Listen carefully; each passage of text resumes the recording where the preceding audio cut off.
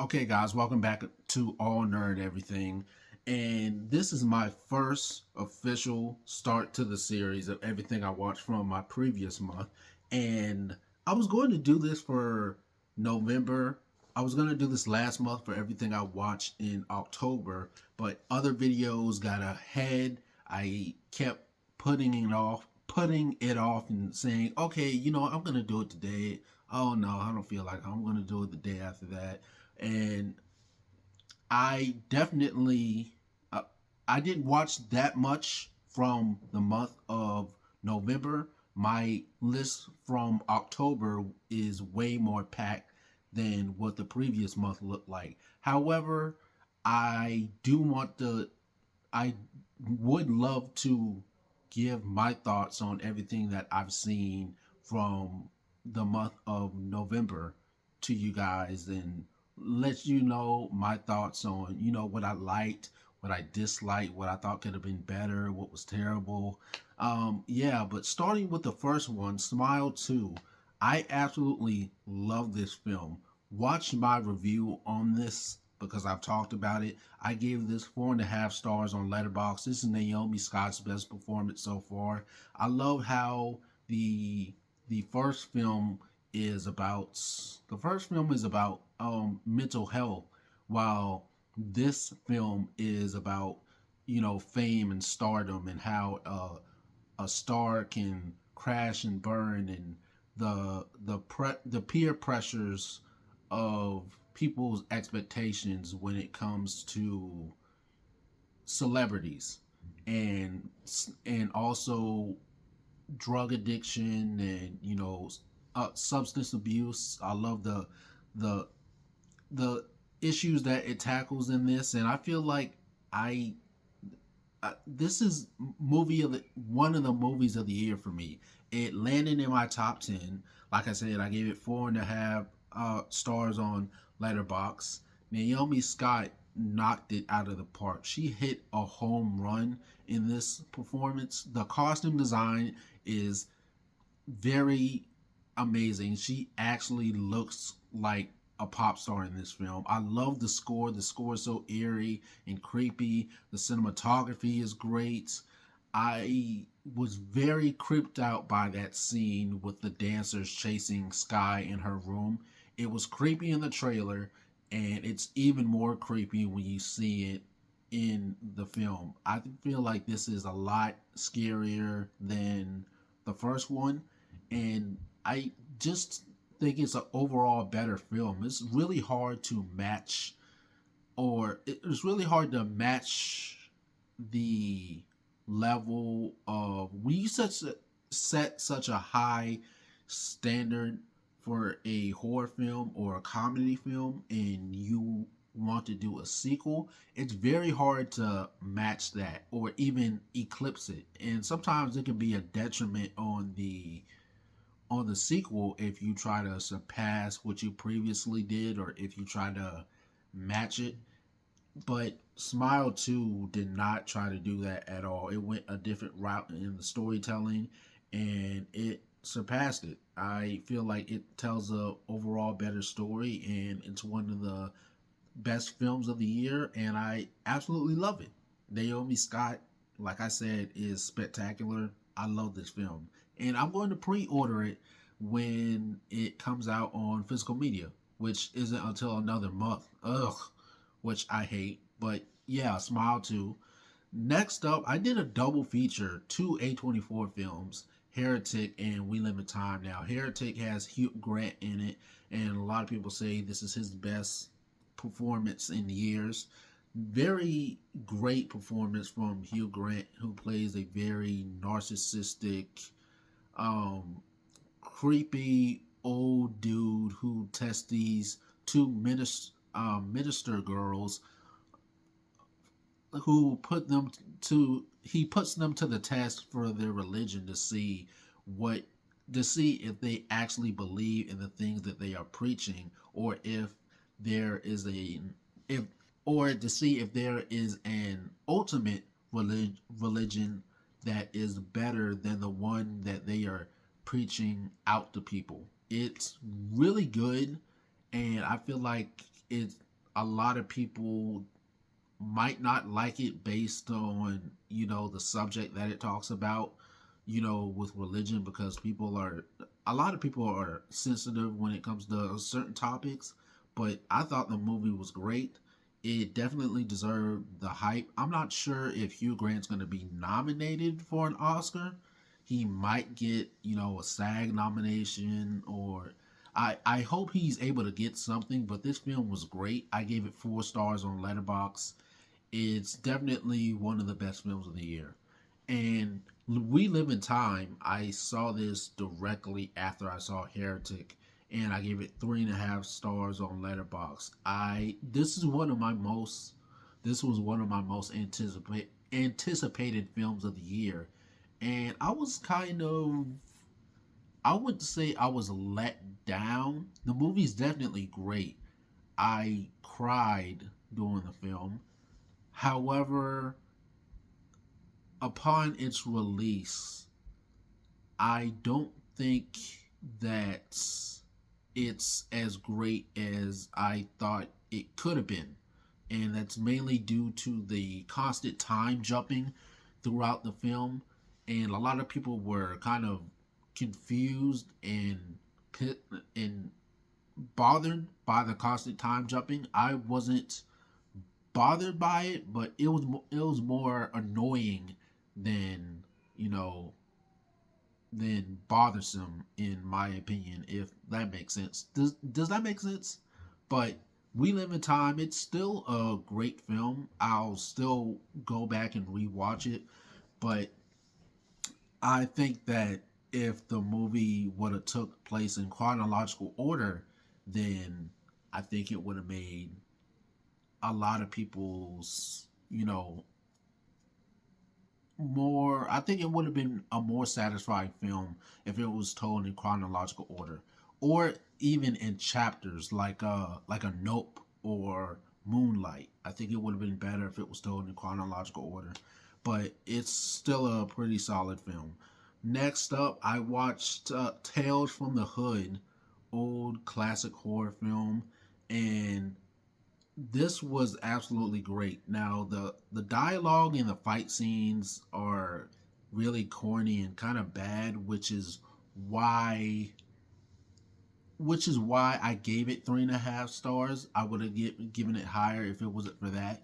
But I love the topics that it tackles when it comes to gang violence, white supremacy, um, reparations, and it's about a funeral director telling 4 different stories to these drug dealers, and each story has a different topic that it tackles.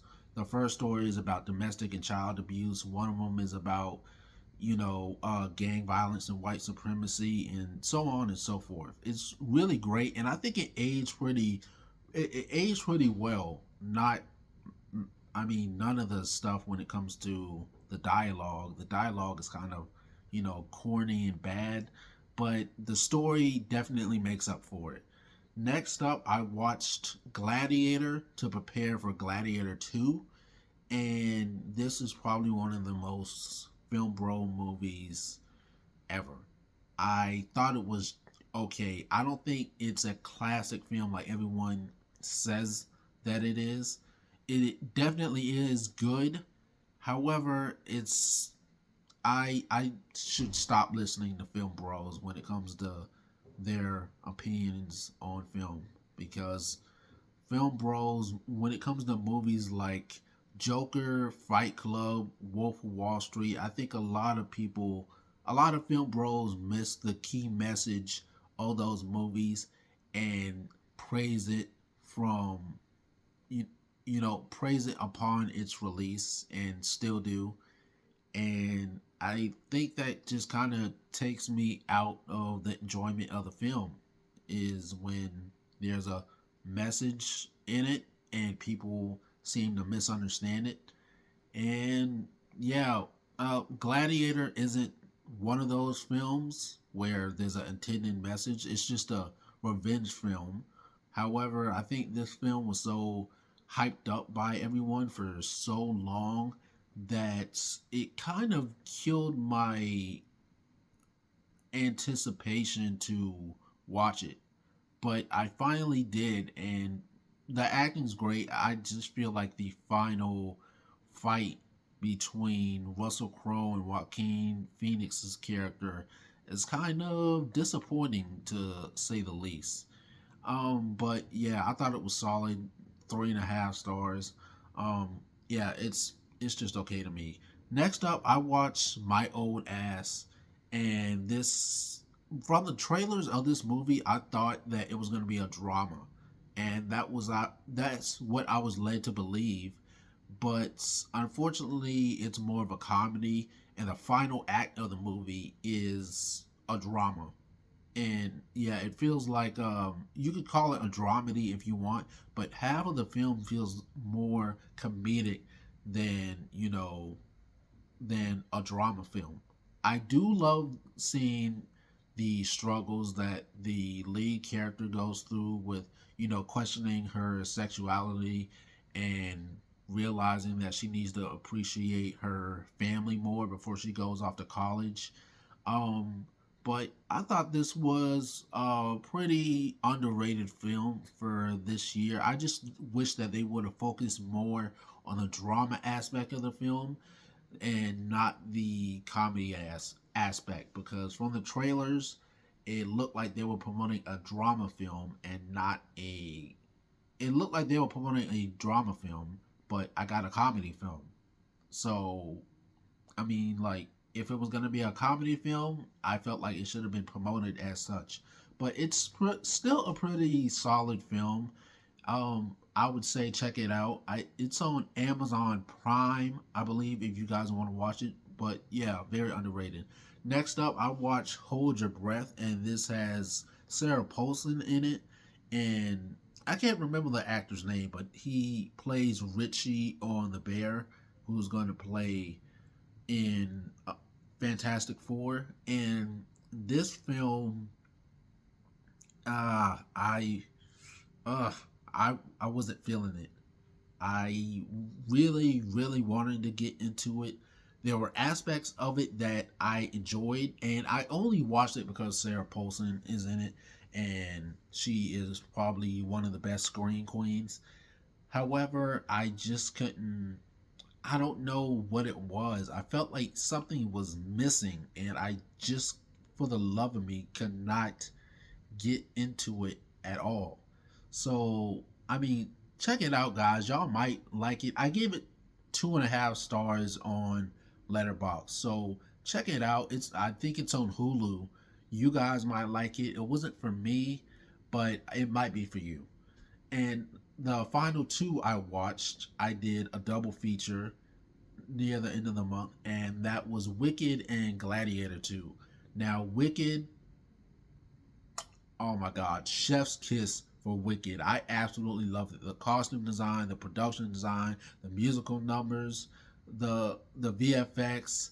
I mean, oh my god, this this movie is beautiful. I absolutely love it. I'm not a big musical guy, but I said that I was trying to be more open minded to certain movies and certain genres, especially musicals. And since Wicked is a very popular Broadway Broadway play, I decided to give this a shot, and I gave it 4.5 stars at first, and then when I rewatched it with my sister, my niece, and nephew, it went from 4.5 to 5.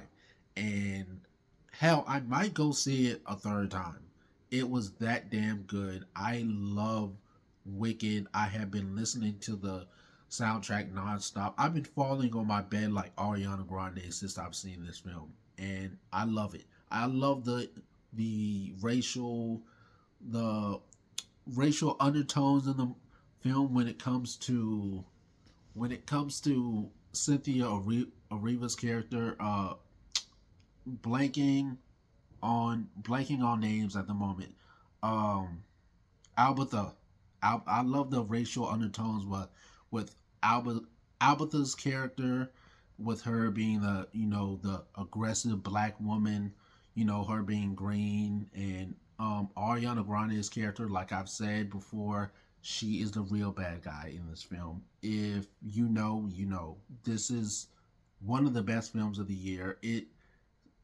It's in my number two of top 10, which I will discuss towards the end of this year. End of this year, but yes, you guys need to watch it if you have not watched it. It is great. And next up, as far as Gladiator 2 goes, I feel like a lot of people were. I feel like the hate is over over uh what's the word I'm trying to use? I feel like the hate is forced, and I get that people were disappointed by the film, and I'm not gonna lie, the using the vengeance, the revenge aspect all over again for Gladiator 2 was kind of disappointing, and I feel like there were certain aspects of this film that didn't make it. Like I felt like Pedro Pascal and the twins, they were not fleshed out enough for me. Like I needed to spend more time with those three characters and see how the citizens of Rome view them as emperors and as rulers before we see what happened to Pedro and the twins. Now, with everything else, I love the costume design, the production design, the score. Denzel Washington is absolutely spectacular, but but the like I said, I feel like the hate for it is not valid at all. I'd rather go back and watch this than the original Gladiator. But I do see why some people were disappointed by this. I feel like the first one is more about revenge, and this one is about forgiveness. I believe I said that in my initial review of the film. But yeah, that's personally my thoughts on Gladiator 2. I wouldn't put it in my top 10, but it is still a damn good movie. But yeah, that is everything that I watched in the month of November. Let me know what you guys think of my list. What did you guys watch last month, and what did you enjoy the most or not enjoy at all? Is there any movies that you watched and were disappointed by or hated or you finally got around to? But let me know. Until then, don't forget to like, comment, share, subscribe, and I'll see you guys next time.